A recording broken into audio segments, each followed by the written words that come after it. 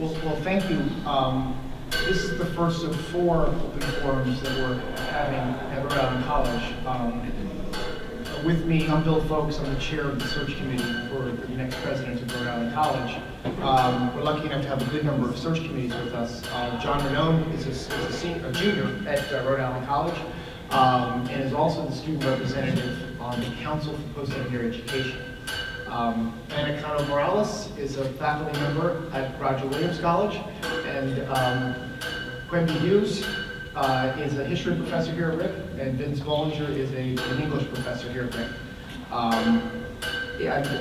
We're embarking on a set of open forums to understand from different communities of Rhode Island College, students, faculty, staff, alumni, the qualities you seek in the next president, the future you want to see for RIC, the present you want to see for RIC.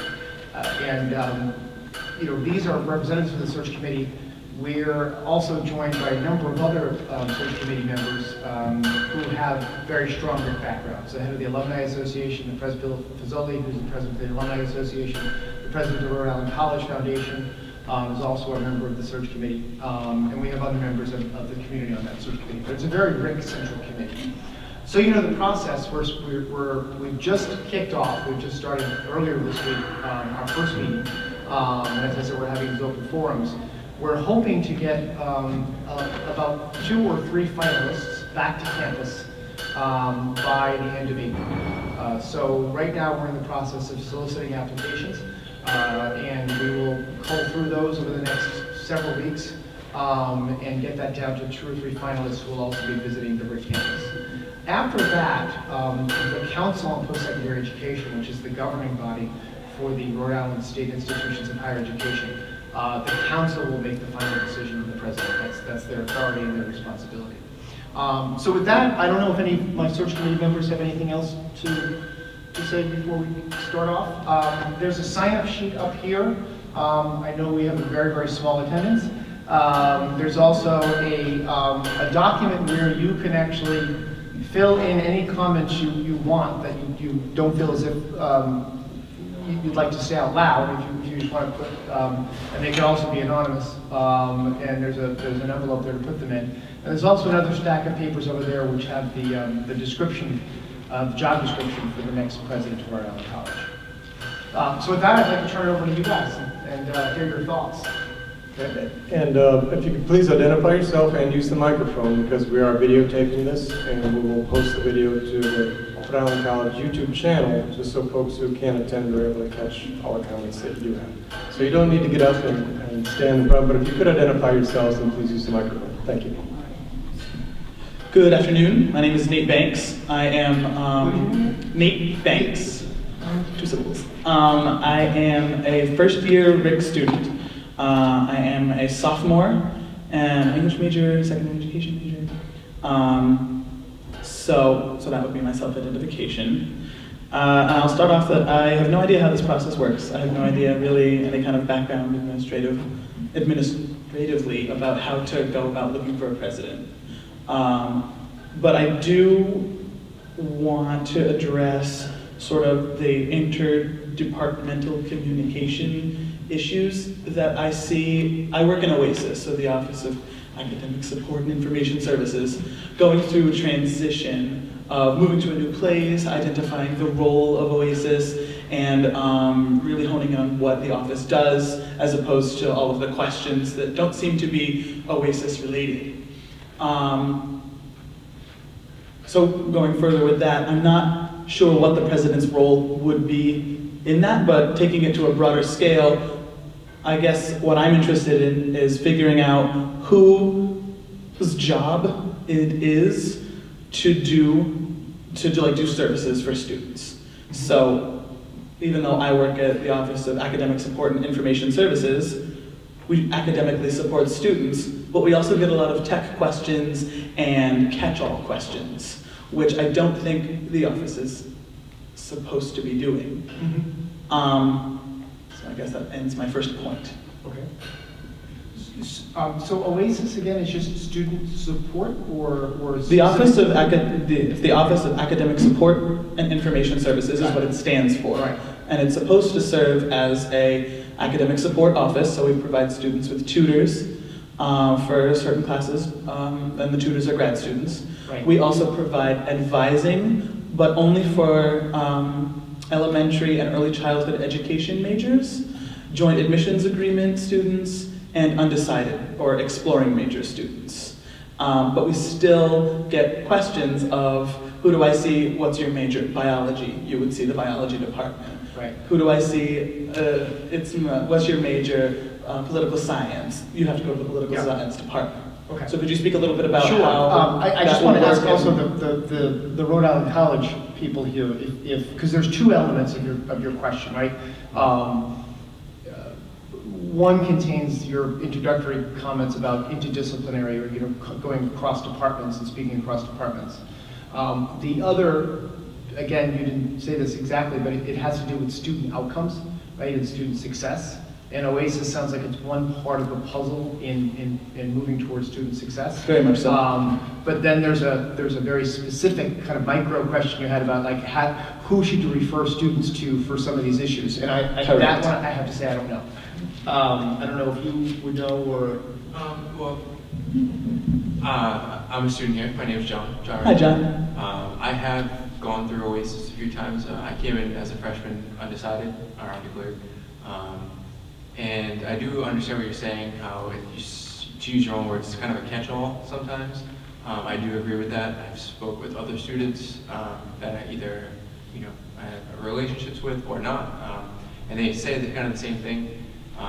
It's almost like OASIS is almost like a safety net, and not a place for students where they can, actually try to find the resources. So I get what you're saying. You're trying to have a more clear understanding of what the role is of OASIS, and obviously as a president coming in who can kind of separate that and kind of find the role of OASIS more.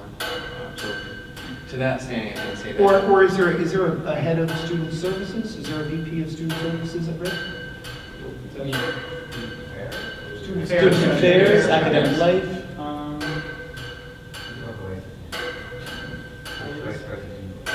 Right. So Nate, I was going to say, so the answer. I don't honestly know. Yeah. Student affairs vice president, right here. Terrific. So student affairs vice president might have some of the answers there. But relative to the search for the next president. Right. I was going to bring it. And as a search committee, we've touched on this, and within the job description of the next president, we've stated these are among the qualities that we see, and one is someone who has experience in and a lot of ideas around student success and student achievement. I do think it's frequently the role of the president. They can't solve everything and do everything and be the answer person for every question, but it is their job to assemble the team and provide the strategy and the focus and the direction for that team. And if what I'm hearing from you is, one is we would like some student direction issues and student success. So it is something that many campuses nationally, institutions of higher education, are really focusing and measuring student success. So I hear you on that. Any other thoughts? Just that I would underscore your framing, Bill, your framing of our assignment today, which is really to gather as much information that would help us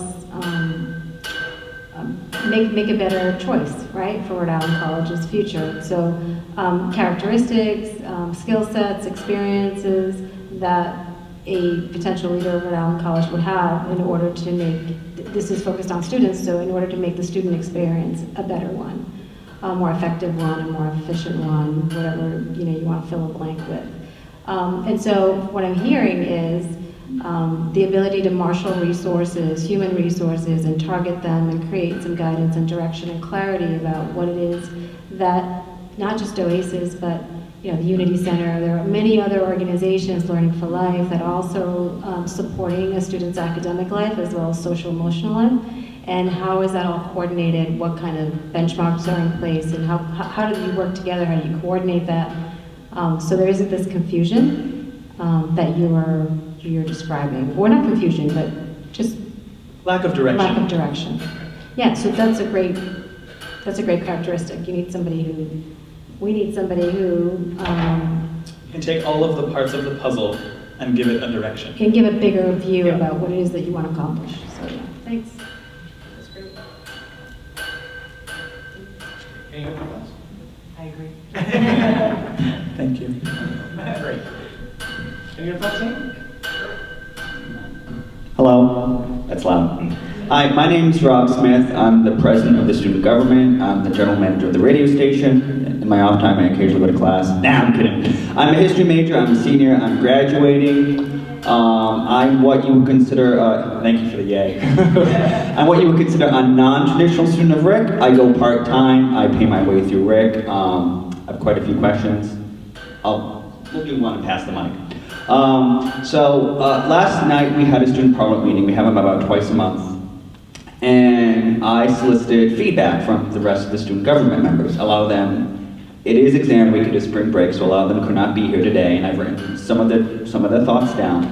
But generally, I think students as a whole are looking for at least 3 things from the new president. They're looking for him or her to be accessible. I know a lot of students don't know how to access President Cariolo, whether for good or for bad. I've talked to her personally. She said she's always open to student invitations for student events or presentations and stuff of that nature. But many students do not know how to access her specifically and how to reach her specifically. And sometimes just emailing her email is not necessarily enough. The other thing students look for is transparency. Many RIC students do not know what the president does, what the president's function when it comes to them as students or insofar as running the college, or even who she is, or who he or she is, or what they look like. Many times in my years here, I've seen President Cariolo getting food at the Dawn like anyone else, and students don't know she's the president of the college. And when I tell them, they're surprised.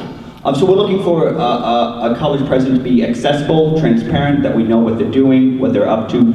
We would really love to see one who talks to students and is active in the local community. I know many students last night had issue with the fact that they don't really see much of the college president going to student events outside, perhaps Nazarian or Roberts Hall. We have one representative, her boyfriend goes to, I think, Roger Williams or some other college.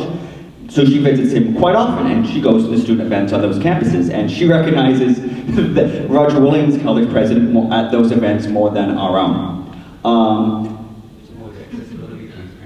I had a third. So I have other questions, but I'm going to segue into my first one before passing off the mic. We have a very diverse campus here in Maryland College.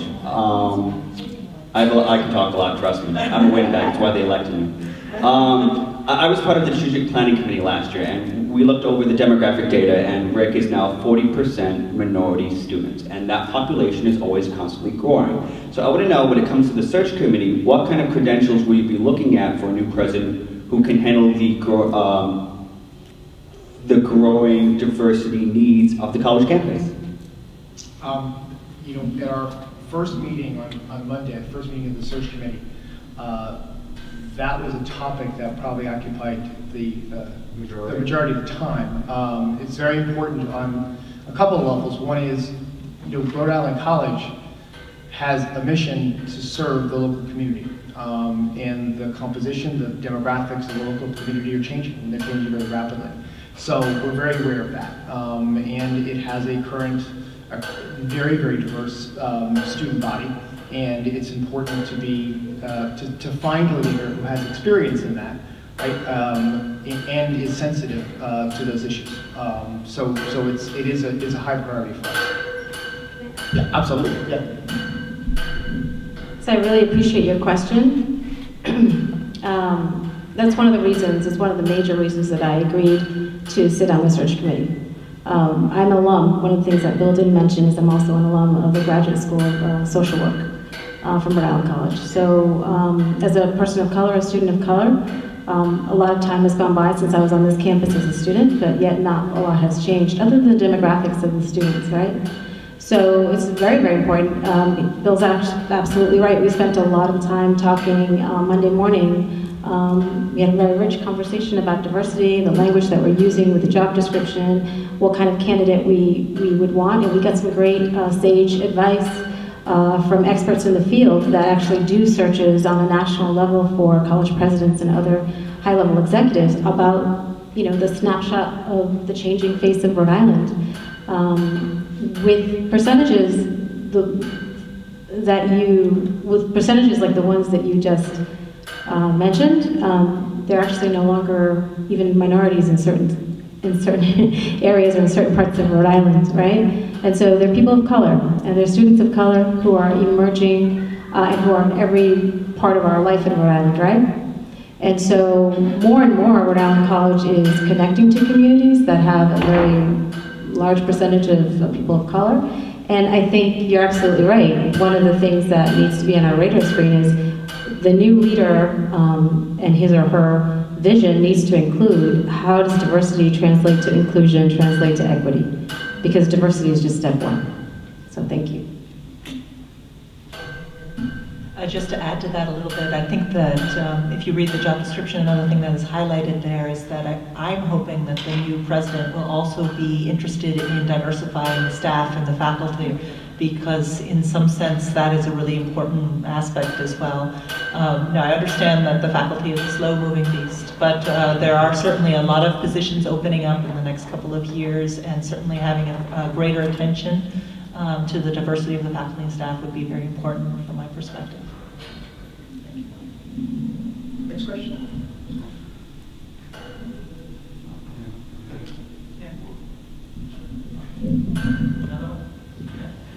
So I'm sort of abandoning my list now because he took all my good points. So I think, so as a student of the LGBTQ community, I guess I just look for a president who is sensitive to LGBTQ rights and issues that come up constantly in campuses. I know here we have Hope helping us promote equality, and that's fabulous. And I think that if we continue to bring, administration and faculty and staff, and backed by the president, whoever they may be, to continue equalizing students and to continue addressing minorities, not just of race, but of sexual orientation, sexual gender expression, things like that, because they're here. They just need to be supported. So just to compound sort of on the diversity aspect. In addition, and I know Rob talked about it a little bit, but having personal interest in students. So he gave the story of the friend going to the other college and knowing that president more than our own. Sort of to hone in deeper on that, I know that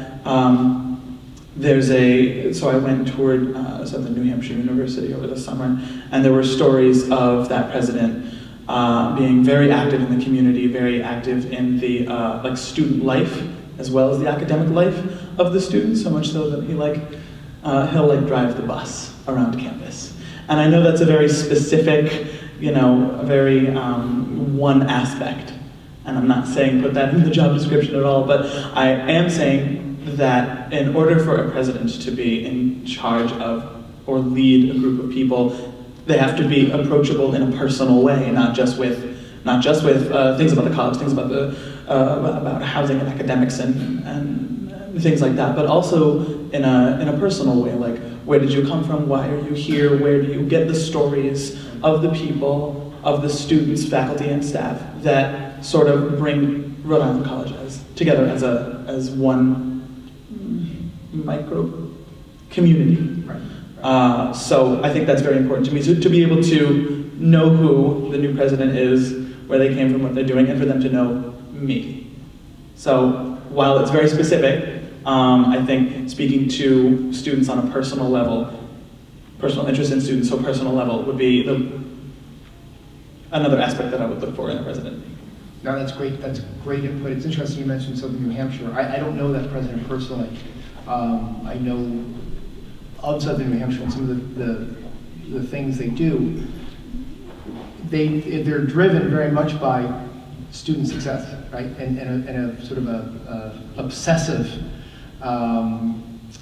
measurement and dedication to student success. So that's they're a school that's recognized as doing what you want quite well. So it's no surprise that that president is driving the bus and all of that. So that's very interesting input. Thank you. Anyone else have any questions?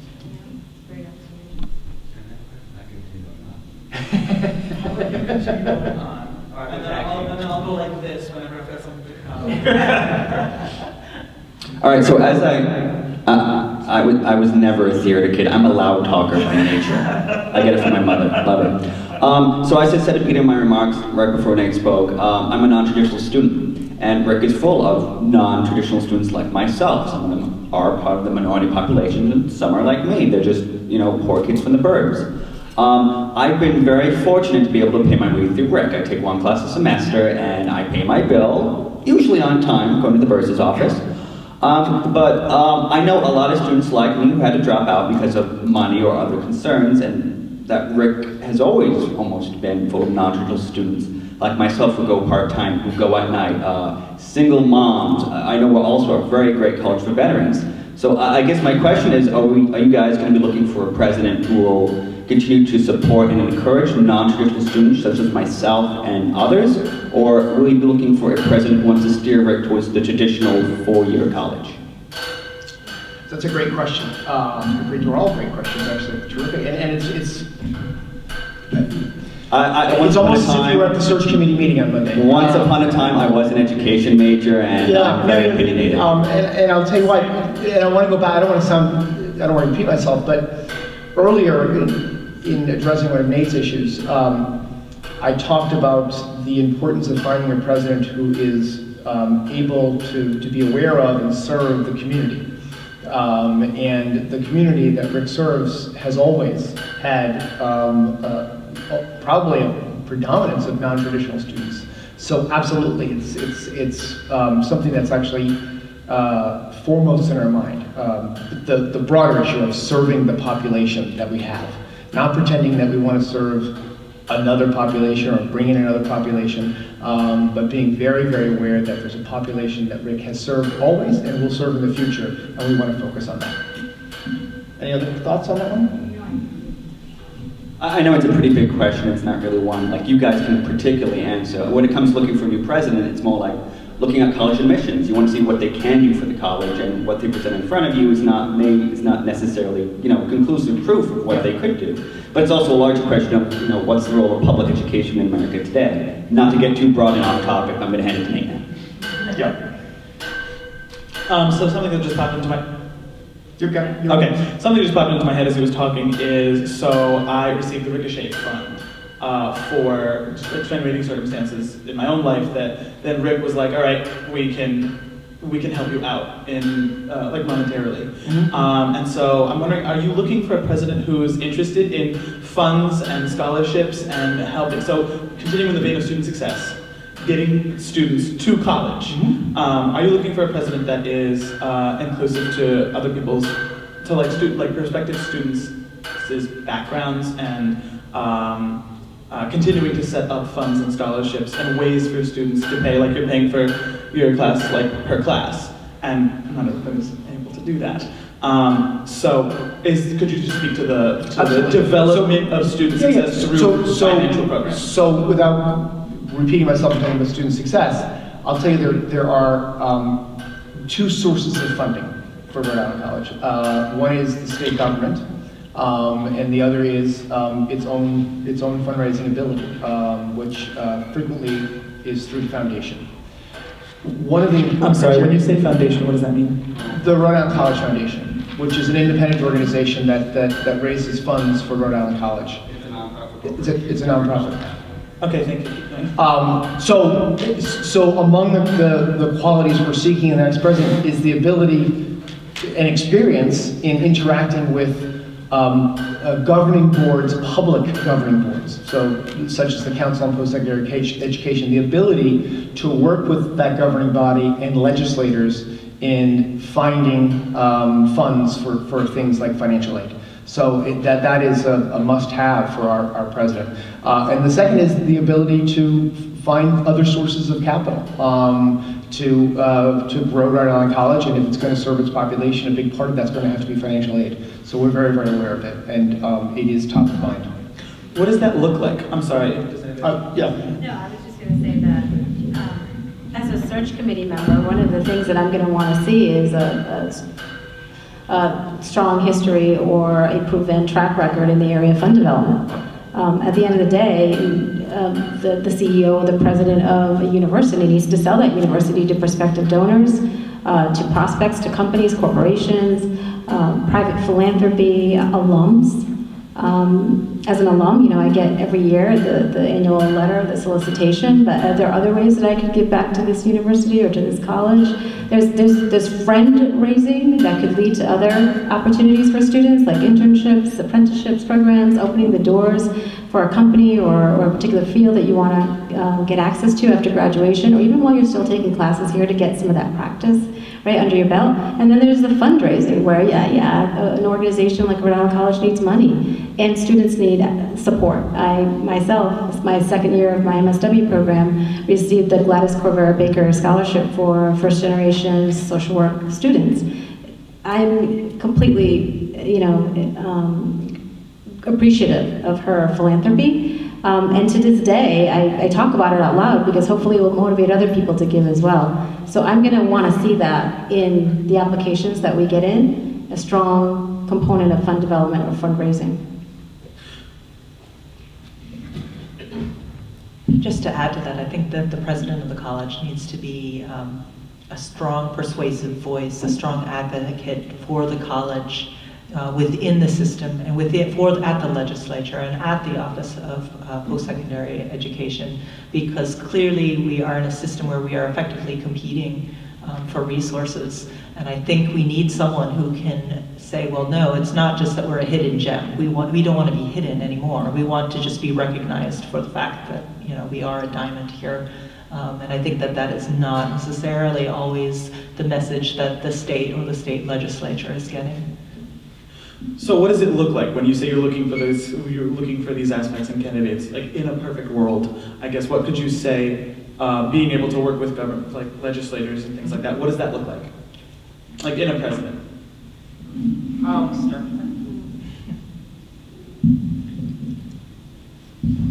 It's a hard question to answer. I ask hard questions. Well, no. I couldn't answer my own question. Only because what you're getting at. Well, I'm not really sure what you're getting at, right? So I don't know if you're. What I think you're asking is, how do you understand if somebody has those qualities? Correct. Which is, in any search you do, the number one place you prove you have the qualities is showing a track record of having done it before. That's usually how people get jobs, right? They've had some experience in having done something you seek before. In this case, it's being able to effectively speak for their institution within a public body, within a governing structure, and their ability to create partnerships and raise money through other avenues. So that's a track record. The track record can also, it could be the early stages. It doesn't have to be 20 years of experience there. It could be, boy, their curve is just starting. They're just beginning to understand how to do that, and we're going to catch them at some point in their career where they're just going to get better and better at that. It could be not exactly comparable, right? It could be an institution dealing with governing bodies and raising capital in some other ways, or in some smaller ways. So, but mostly, again, not entirely sure what's the heart of the question, but I think that's it, is how do you find those people? That's exactly the question. It's mostly examples, and the other part is they give you, when you interview somebody, they've got to come with a plan. They have to come with their own research around Rhode Island College, a passion and energy they bring to the tasks at hand, right? And then, hey, this is how I'm going to do it. And so that's how you know when you find the right person, when they nail it that way. Thank you. Okay, I guess do you not want to speak at all? Oh, my bad, I'm sorry. I mean, I saw the Converse design students do not. I usually wear Converse. On the subject of a long-term plan, we have a lot of problems here at RIC, and a lot of it has to do with buildings, whether they're academic or residential. I know Gage and Craig Lee are undergoing, albeit late, renovations now, and the dorms themselves are in badly need of renovating. I don't know where to begin with some of the problems with dorms, or even some of the problems in Craig Lee and Gage. And I'm trying to think of how to phrase this question here. It's more like, how are you guys going to make, like you say that the candidates should have a plan, but not necessarily what is in that plan, but how do you get them to tell you that plan without scaring them off? I mean, I know the dorms are in no, I'm serious. The dorms are in terrible disrepair if we don't do anything about them. At some point down the line, one of them is going to have to be shut down, which is a huge revenue loss for the college. And once that happens, can we continue to maintain the other dorms or other buildings on campus? Is there going to be, people living on campus decades from now? I mean, this isn't stuff that's going to happen in the next, the 2 years, or should Donald Trump be elected in the next 4 or something like that. But like, there are long-term problems here at RIC, and like, how do you let them know that? How do you get that plan from them without really scaring them off? Because, I mean, I'm only a college student, but it sounds pretty daunting to me. I mean, it's not really a question, it's more like a concern. No, and I hear you. It's from your perspective, I can see it being a concern that you may think would scare someone away. But from the perspective of a person who has made it their career to lead institutions like Rhode Island College, I think they'll see them as challenges. And that's really what they are. I don't think the challenges of Rhode Island College are dramatically different from the challenges of a lot of other institutions. Some elements of them perhaps are deeper or more difficult to solve than other institutions have, but you'd be surprised. And that is the nature of being the head of any institution. You're sort of just constantly, one step after another, addressing the major challenges and doing it in a way that is not just going to solve the immediate problem, but paint a vision and a foundation for the future. So, but it may scare some people away. But I can't, we probably don't want them to begin with, right? Because I think anyone who wants to be the president in Rhode Island College has so much to offer and so much opportunity for doing a lot of exciting things at this moment in higher education. So I don't think we'll scare them off. Any other thoughts, Anna? I'm just going to continue to translate, because that's what I do in my head. I translate. No, your questions or your comments to kind of what it means to me as a search committee member. So what I'm hearing is I need to see in an application or an applicant somebody who knows how to work a campaign, somebody who knows how to work a bond campaign for facilities, somebody that knows how to do long-term financial business projections, enrollment projections, somebody that needs to build public-private partnerships that could help underwrite, let's say, an entire facility or a building or Craig Lee and turn it into the Textron or the IGT, like there have been some examples of that on campus. I mean, not enough as I'm hearing from you, and definitely not in the area of the dorms or the living quarters. But I would want to see some kind of business sense and somebody who has an ability to demonstrate a track record in terms of facilities. I don't know a state entity in Rhode Island that is not suffering from severe neglect when it comes to infrastructure. Every single public institution is suffering from that kind of neglect, especially on the public education side. So it would be for me kind of a deal breaker if that person or the candidates that we're reviewing don't know anything about or can't articulate fully a plan to address facility needs at Rhode Island College. I'd also sort of like to address, I mean, I'm also a RIC alum, and I even went to Inver, so I have a very long roots here. But I think what's one of the potential dangers, is that if you have all of these marvelous challenges, right? We have this really strong institution which has these challenges, which someone who is looking for the ability to fix those things might want to come in. I think we also want to look for someone who not only is thinking about the short-term way of improving those things, but the long-term future of the institution. In other words, I hope that we hire someone who is not just in it for the short term and is seeing this as a way of boosting their resume in some way to get to some other institution, you know. So I think I would be looking in part for some level of dedication to this institution, instead of just seeing it as a place to fix and repair and then you know, move on to some other space. So I think that would be fun. And by the way, no one human being is going to be able to do every single thing that we want. I mean, there's no Superwoman or Superman out there that's going to come and save Rhode Island College or anybody else.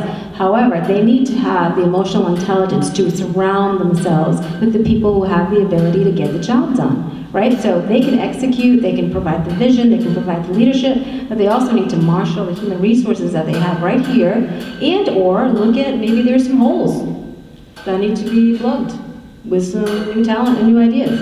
That's the kind of conversation that I would love to engage the future leader of Rhode Island College. Where are the needs? How can he or she be helpful in making sure those needs are met? And what's the team? Who's going to do it? Where's the Army? Because it's not just one person that's going to be able to do it all. Just one comment to kind of round that off. Part of what the president that we're looking for is someone that can bring, obviously, and hold more students on the campus, you know, either out of state or just in-state students. And I think part of that has to do with, obviously, the condition of dorms and the buildings itself.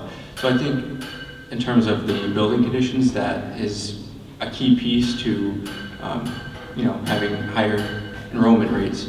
So obviously it's always a piece there and always going to be linked in either directly or indirectly. So I don't think there's much of really a worry if our next president will be able to do that or not. I think that's something that we're definitely looking for. So with a lot of help from others. Yes. Terrific question, guys. We might have covered this already. Maybe when Nate was talking, I was writing down my notes. How do you guys, or what kinds of, how do you measure student success here for RIC? I don't know if we covered this. Is it graduation rates? Is it people who graduate and then get jobs? And if so, meaningful jobs, or, you know, people who just work at McDonald's?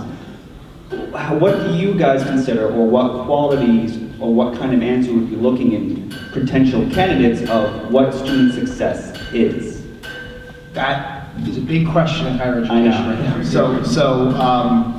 And you know, relative to the search for the next president, and as I said before, we're looking for somebody who has the ability to help us understand their strategy, their definition of success, their ability to measure it. So there's some elements of that you know, the fancy word strategy, right? It really just means doing the right thing for the right reason. That's all strategy is, right? It's finding right. By right, you know, obviously it's going to be good, but I mean, dedicating resources, allocating resources in a purposeful way towards a goal. And the next president will have to have that ability to understand how to marshal resources towards student success and understand and allow us to understand how to best measure that. So that's, you know, a more global answer. The metrics you mentioned are frequently what people do think of success. You know, graduation rate over 4 years, over 6 years,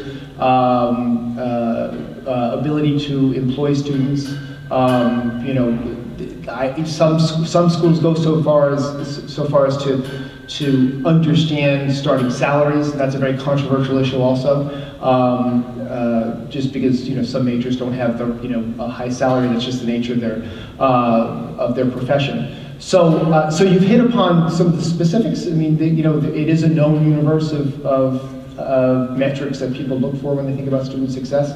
But very importantly for this presidential search, to translate, as Anna would say, what I hear is someone to really help us understand the right strategy and the right metrics for student success. And I would even beyond it, I know your question was about student success, as it is important for us to look at it through that lens, but what's success for Rhode Island College look like? Right. You know, are we going to say that 3 to 5 years ago we've made a dramatic investment in the field of education, a dramatic investment in the field of human services, or in the field of I don't know, community and public health through the nursing program? Like, what are some of the benchmarks that tie it all together? Because all of that also, it helps to be a recruitment tool, not just for prospective students, but prospective faculty members and staff people who would want to be a part of that.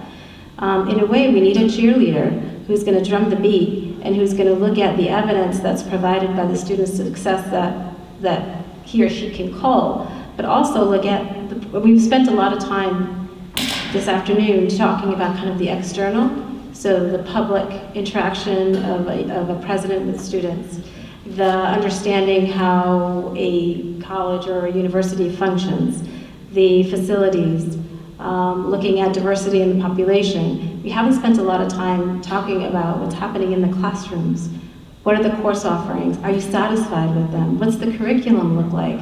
What is your relationship with faculty? And I know I'm being respectful because I'm not saying this in a negative or mean-spirited way at all, but I see any institution as large and as significant as Rhode Island College to Rhode Island as a self-learning, you know, perpetually learning institution. I want to be a better person. I work at Roger Williams, but I want to be a better person tomorrow than I was today. Whatever mistake I made today, I don't want to repeat it tomorrow.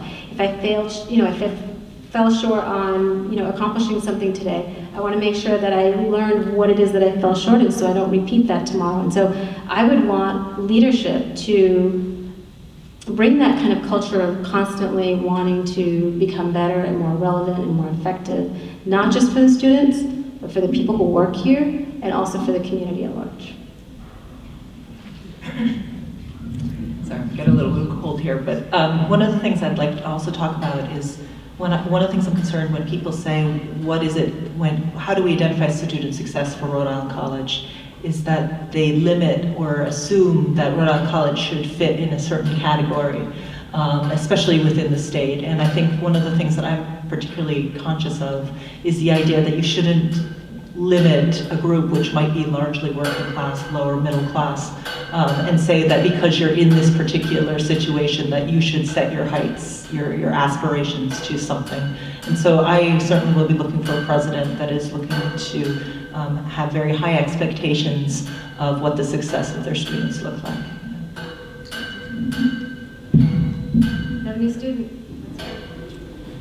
Patrick Hurd, I'm a computer science major here at Rhode Island College. Patrick, you said? Patrick, yes. As a student, I'd like you to interrogate your candidates. The current president makes over $200,000 a year, and I want to make sure that the next president is capable of doing a job that deserves that amount. That's just my comments. Thank you. Thank you. We understand that, yeah. And we will be planning on doing that. So. Can I ask how? The job of president of a college is a very, very demanding job, as we could just tell from this discussion. Naturally. So I think if we have the right person, we'll be confident that they'll be able to deliver beyond the value that we pay them.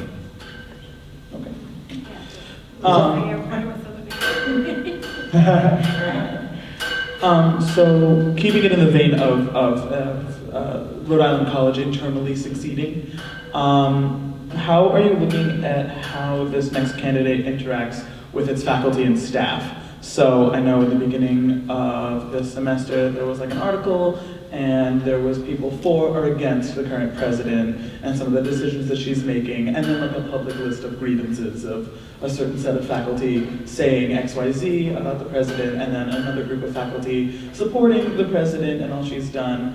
And that's not good for business. That's not good for that's not a successful way a group of people work when there's a separation of for and against, House divide again on staff. So how are you looking at someone in terms of bringing people together? In the job description, it's like having like excellent and interpersonal like skills. Like that's crazy important. So could you speak a little bit on that? So a couple of levels of your question. One, I'm going to, on the faculty, if Professor Hughes could address that also in detail. But to start with the search committee we have to begin with, and the reason the search committee is what it is, we have representatives of faculty. We have the head of the Professional Staff Association, the union, for the staff. We have student representation. So we're doing these open forums. So we have every intent for both this process and for the next leader of Rhode Island College to be a unifier, to be someone who's going to bring the campus together. If you notice in the job description also, it's almost like a call and respond. For every area where we say they have to have these skills with students, we also say they have to have these skills with faculty and staff, right? We are very aware that we would like somebody to have the ability to bring together a diverse group of stakeholders. They're diverse within their own populations, and they're diverse within their interests as different groups. So it is top of mind, and the events of the fall, you're right, was bad for business, and an unfortunate thing. It happens on a lot of campuses. I think it happened in 5th year at Rhode Island College in the fall, and I think those times are behind the school and we're moving forward. But Professor Hughes?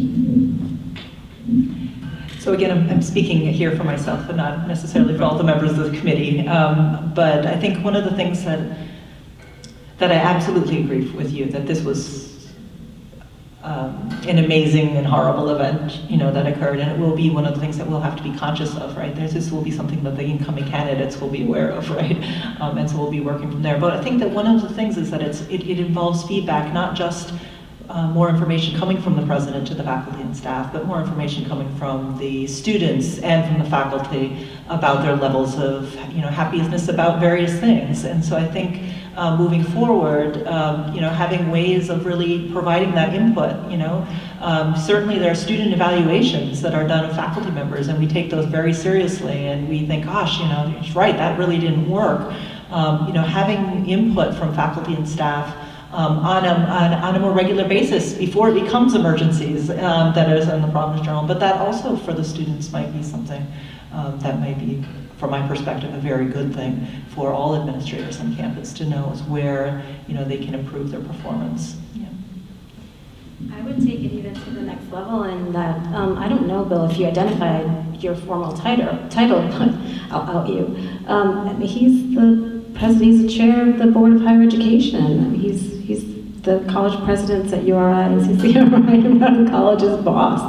And so there is an accountability. To your point, Patrick, about people making a lot of money, and I think what I heard was, how are they going to be held accountable to ensure that they earn that money and they do a good job. I sat on the Board of Education on the K through 12 side for several years, and it's a difficult position to be in, because you also have to balance. Everybody has rights, the rights of people who work here, but also the rights of the president or the people who are running the institutions. But yeah, accountability is not a bad word. I mean, holding people accountable to high expectations that everybody agrees to from the beginning. Everybody agrees to here the 5 big major goals that Rhode Island College is going to do in the next 5 to 10 years from the beginning, and then everybody knows that they have a job to do, right? And then they either meet those expectations or they don't. And so, I agree completely that student voice, faculty voice, community voice in the K through 12 side and the public education side, I hate to use the word reform, but unfortunately that's kind of what's out there. The biggest advocates and the biggest change agents that we've seen in the community that I'm from, Central Falls, have been parents. Parents who have come to school board meetings, parents have come to Board of Education meetings saying, this is what we want, this is what we're not getting. Here's where there's a hole, or here's where something is working really, really well and you guys aren't paying attention to it. So I think that kind of protest or voicing up, although, yes, problematic and awkward and all of that stuff that we just talked about, it's democracy. It's having your right as a customer. You're a paying customer. The state of Rhode Island is a paying customer too. And so we should be able to kind of say what we want about the issues that we feel passionate about. So I don't know if that adds to your... No, I think, yeah, it is absolutely a thing. So we need to have more communication from all sides, back and forth. I think that's absolutely important. The other thing that I think was a difficulty that came up in the fall is alternative definitions of what the president's job actually was. And so different people had different understandings of what the president should be doing, and so therefore some thought, that the job was being done really well, and others did not, because they did not hold the same basic underlying assumptions about what that job meant. And so perhaps part of and that, by the way, I think is a challenge at all the administrative levels, and sort of points a little bit to your concerns about OASIS. The question is, we need to have a clear sense of where to go and who to talk to and what everybody's job actually is, and that extends all the way to the president. Just to change gears very quickly, I have to actually head to a class, so I wanted to thank the three of you for coming and speaking. And also, I think one thing to maybe mention to us after when you guys are done is we are trying to coordinate another student session. So what, just kind of back of your head, what do you guys think would be a good way to fill up this room? So what do you guys think would be a good way to reach out? Make it free period on a Wednesday in Donovan Dining Center. We've scheduled one for the 16th during free period in the Student Union Ballroom.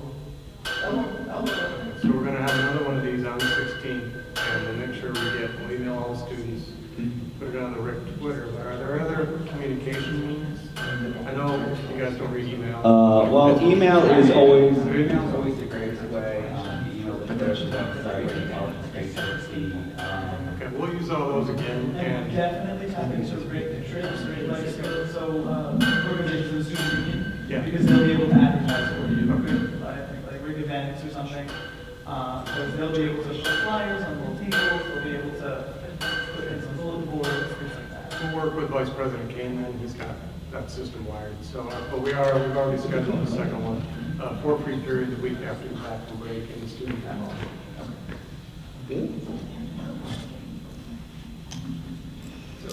Thank you. If anything else comes up, definitely feel free to mention it to anybody. Thanks. Thank you. Any other thoughts? Well, kind of piggybacking about Patrick's statement, and this isn't really a question, I'm just going to say this, is that there's I think it's a whiteboard in the library. It's on the main level where the circulation desk is, and it's over by the computers. And it usually has some kind of question. I don't know if they change it every day or every week. I'm not in the library that often. I think this week it's like, what's your favorite app? Instagram, WhatsApp, whatever. But a couple months ago, back during the fall, the question was, what is your favorite place to study on campus? And, someone like, oh, this section in the library, or the cafe, or the union. And one student, and it made me chuckle a little bit on the inside, and this board is always a great way. See, students, we're here today, but students don't always come out to these things because we don't have time. But little anonymous comments like this board are usually a great way to find out what most students think. And the comment that made me chuckle was the really great study space that hasn't been built yet because you spent over $200,000 on President Carroll's salary. And I don't really have a question about this. I just wanted to make this clear that more so when you waste money or when people feel like it's priorities are out of order, the students will ultimately notice. And that I know as a student leader myself, and I know both these students will agree with me, when it comes to a new president, we want someone who necessarily has the correct priorities for RIC, and that's not really a question, it's not really there's no real answer for that. I know you guys are also looking for that, but just that when perhaps some people don't think some other people are doing a good enough job, that students will ultimately, even though it doesn't seem like it, even though it seems like students are very transient when it comes to RIC because we're in and out, and some of us are here part-time, some of us are here forever, students will pick up on it and notice. That's not really a question, that's just a statement. My actual other question is, there's been a bit of controversy, I know, this semester with snow removal and disability access. What kind of, I don't know if there are national certifications, I know ADA is a thing, but I'm a little unclear on it. How will you make sure that the new president is compliant with the disability regulations we have to follow because we get state money? Okay, so I'm going to answer your statement and then answer your question. And I do think it's important to say that what was written on the whiteboard in the library was unfair and wrong. I think President Cariello has done a terrific job and has brought great value and great progress for Rhode Island College. I don't think that was right for someone to write that. On the issue of salaries, you have to also remember that this is an enormously demanding job. It's a 24-hour a day job, right? When someone when you run an institution like this, it's your whole life. And the people who do those types of jobs are paid fairly. And oftentimes I think the people who pay that salary get a bargain because they do bring everything they have to the job. On the Disabilities Act, I want to go back to something Anna had said, and that is, I don't know specifically how they would do that, right? And I don't think that's the job of the council to monitor that specific activity. But if they're not doing it, it is the responsibility of the council to get them to pay attention to those issues.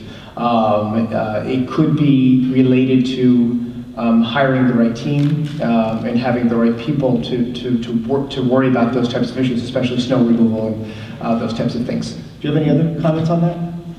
I mean, every month or so, the rest of the officers of the student government, we usually we sit down with President Cariello and our executive cabinet, and we talk about the issues of the day. So we brought up the snow removal thing before because we have this member of parliament, his name is Jose. He's a wonderful member of parliament. He is in a wheelchair, and sometimes when it's snowing, you can't get by. I've never been in a wheelchair, maybe once as a kid to play around in it, so I don't really know what it's like to get around on a day-to-day basis, but we had brought this up to President Cariello. And she had kind of kicked the can and said they had hired outside vendors who had not really adhered to the disability regulations we're required to follow. However, one of the pictures is a bit egregious because it shows a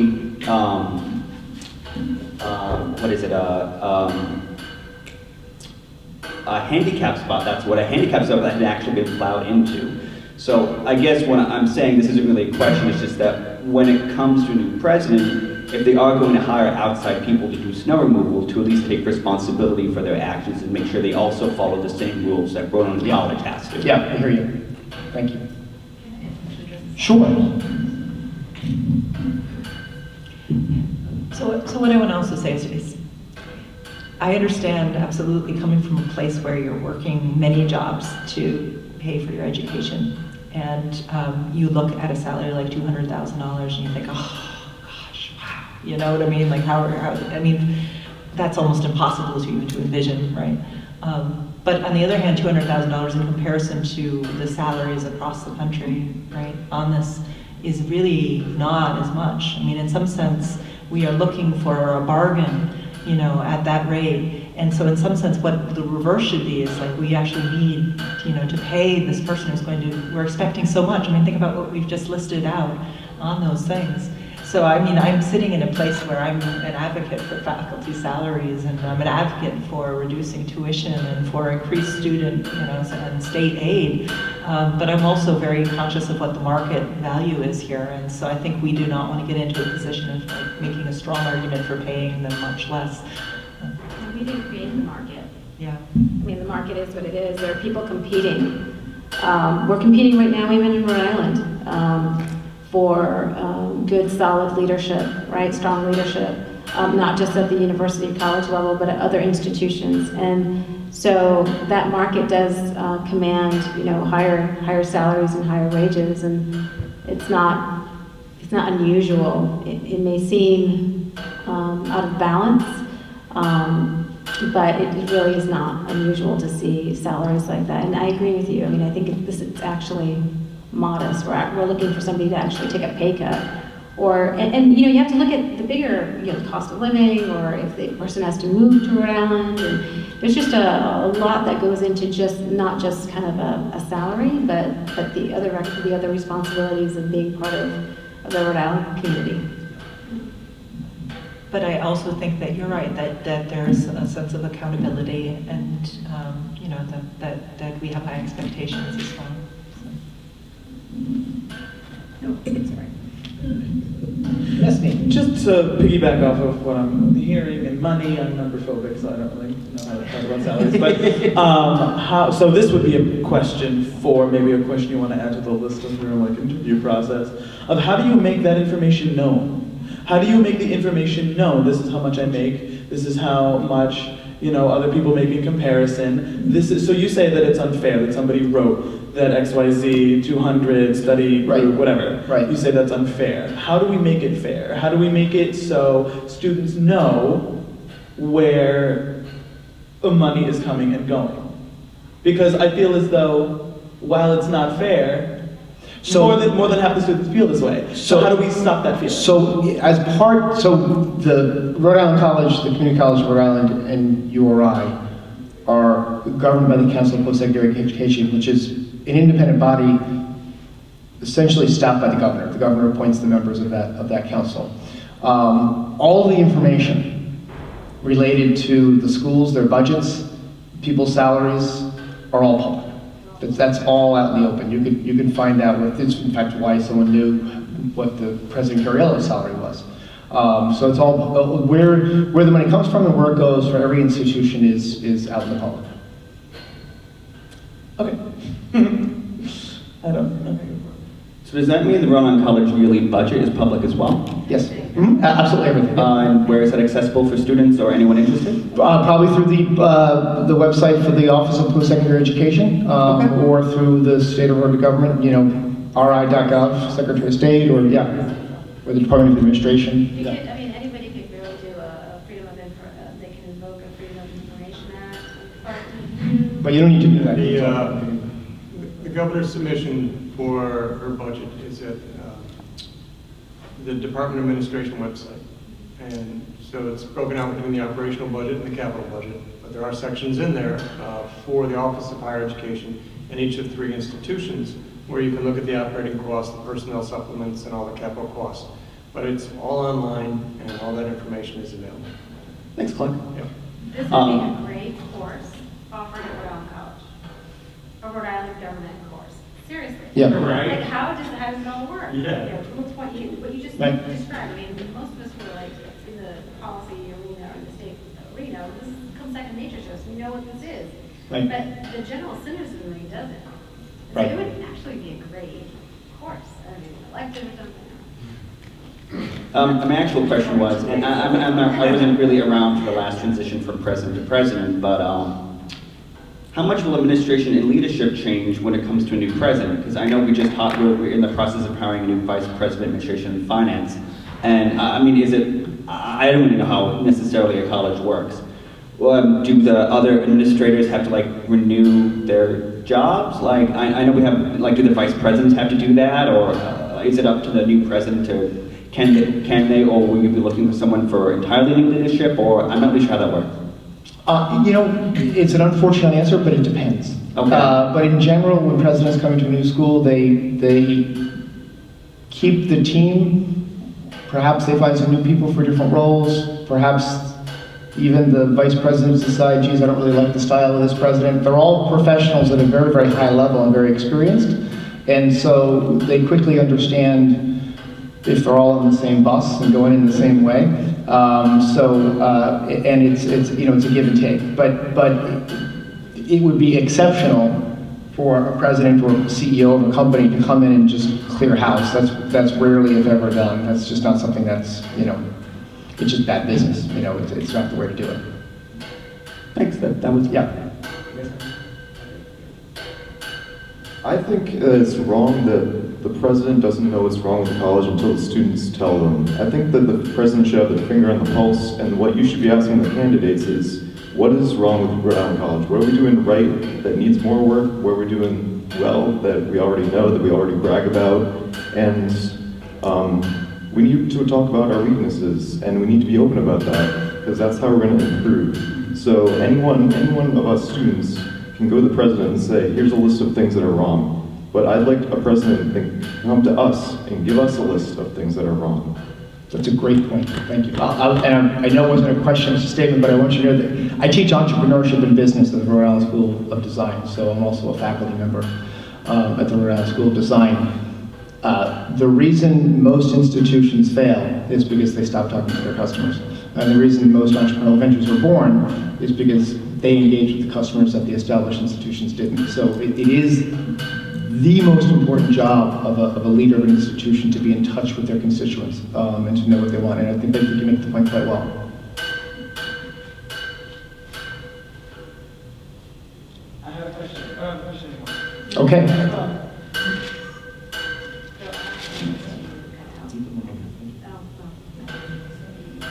You won't be here for it. You won't be. If you could, then you could. You don't have to talk. Right. So for me personally, I'm all set with questions. Okay, great. Thank you. More questions. You've been wonderful. You guys are like a. You can go. It's okay. No. I'll look at your question. I don't think I have anything else either. We kind of exhausted everything I had right now. You guys have been terrific. You're like, I was thinking of the high efficiency detergent they use now in washing machines, you know? Like you just need a little drop, because we just needed 3 students to sort of empower this unbelievably great dialogue. So thank you. You asked the questions of 200. How would you keep this dialogue going? How do you plan to keep this dialogue going? So we're having another one of these on Wednesday, the 16th, and then we're having a number of meetings like this with different other stakeholders, staff, alumni, faculty. So that's how we intend to keep the dialogue relative to the president search. I'm not at Rhode Island College every day, so I would hope the incoming president or administration would you know, have this type of dialogue on an ongoing basis. Did you guys have the alumni one? Because I have some recent alumni who would be interested. It's Next week. Thursday at 4 o'clock. I would also just insert a